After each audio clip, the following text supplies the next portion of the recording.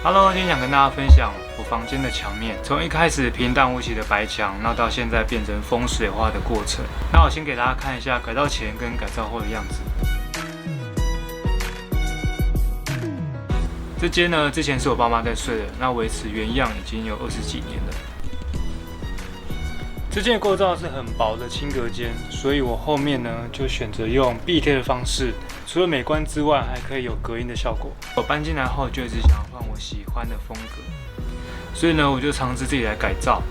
那原本我是设定想要主墙是黑色的，然后其他墙面都是用灰色。那我本来是想用油漆的方式，但是原本的墙面不知道为什么都会有那种细细的木条，它不是平整的。所以我连那种壁贴我都不能用，所以呢，我那时候就改找有厚度的壁贴，那看能不能盖掉那个木条。那有一天我在看鸟屎的实况，看到他的房间有贴一整面的壁贴，我想说鸟屎的实况这么激烈，那他买的隔音壁贴一定很有效果。没有露脸。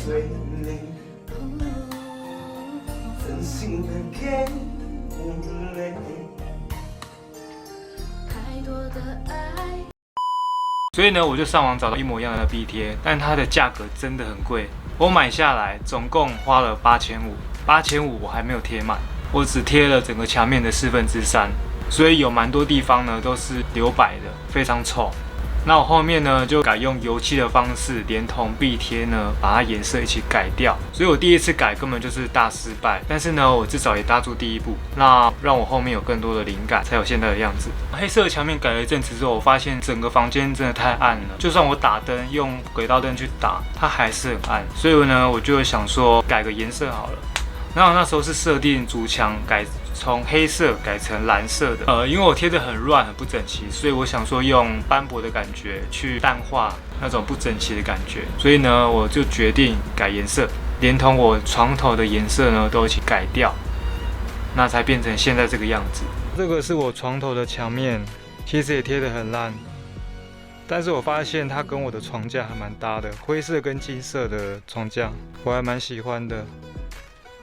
然后再加上我这个灰蓝色的床单，那床头柜也是这种深色，类似工业风的感觉，整体应该算是有搭到。那最后为什么会改成有一面风景画呢？是因为我有一天在 YouTube 上看到国外有人把一面白墙画成风景画，我那时候看到就觉得太帅了，我想要跟他一样，每天起床可以看到我前面的风景，那心情一定很好。这是我每天起床看到的第一个画面，超酷的啦！所以我隔天呢就马上去特力屋买了2罐油漆，跟之前没用完的，总共3罐蓝色，然后1罐白色。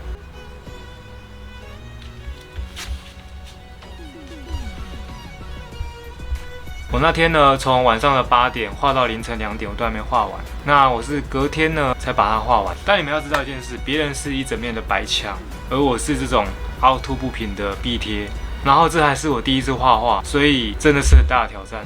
这面墙是凹凸不平的，然后把它画成这样子，我真的觉得我蛮厉害的。好，你们看这个雪，它是立体的哦，我是用厚一点的油漆把它补起来的。这下面还没有画完，等这些鞋柜啊杂物把它移掉，我就会把它补完。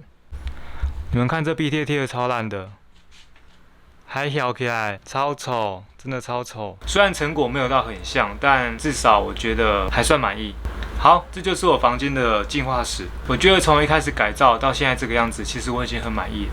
那如果你也想要改造，但没有头绪，那希望我今天的分享对你有一点帮助。我相信只要踏出那第一步，你之后一定会越改越上瘾。因为改造房间真的虽然很累，但是很有成就感。那我下部影片呢，再跟大家分享我房间的家具。拜拜。